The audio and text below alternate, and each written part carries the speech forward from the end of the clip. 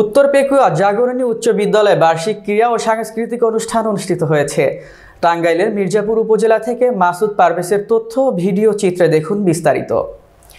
নানান আয়োজনের মধ্যে দিয়ে মির্জাপুর উপজেলার বাসতৈল ইউনিয়নের উত্তর পেকুয়া জাগরণী উচ্চ বিদ্যালয়ে ২৬তম বার্ষিক ক্রীড়া সাংস্কৃতিক প্রতিযোগিতা ও পুরস্কার বিতরণী অনুষ্ঠান অনুষ্ঠিত হয়েছে।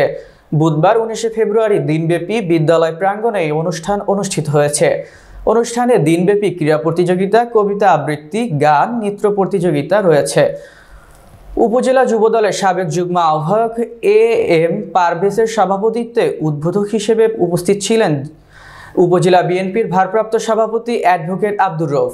এছাড়া উপস্থিত ছিলেন উপজেলা বিএনপির সাধারণ সম্পাদক খন্দকার সালাউদ্দিন আরিফ, উপজেলা বিএনপির দপ্তর সম্পাদক হারুনুর রশিদ, বাসতল ইউনিয়ন বিএনপির সভাপতি আজহারুল ইসলাম, সাধারণ সম্পাদক আবুল কালাম আজাদ, ভাওরা ইউনিয়ন বিএনপির সভাপতি ইঞ্জিনিয়ার ফারুক হোসেন সম্রাট, আজগানা ইউনিয়ন বিএনপির সাধারণ সম্পাদক জাকির হোসেন, বাসতৈল ইউনিয়ন বিএনপির সাংগঠনিক সম্পাদক জামান মিয়া ও যুগ্ম সম্পাদক মোশাররফ হোসেন, সিঙ্গাপুর প্রবাসী আবু হানিফ শিকদার, বিএনপি নেতা জয়নাল আবেদিন, লুৎফর রহমান, হাফিজুর রহমান, দুলাল হোসেন, হায়দারুজ্জামান সহ প্রমুখ। আর উপস্থিত ছিলেন প্রতিষ্ঠানটির প্রধান শিক্ষক শিরিন আক্তার সহ আরও অনেকে, ছাত্রছাত্রী, অভিভাবক সহ দর্শকবৃন্দ।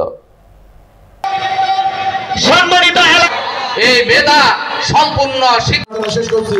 ধন্যবাদ সবাইকে। আসসালামু আলাইকুম ওয়া রাহমাতুল্লাহ। প্রার্থী এমপি খন্দকার বদরউদ্দিন, ওনার সঙ্গে আমি নিজেও মির্জাপুর তৃতীয় স্থান অধিকার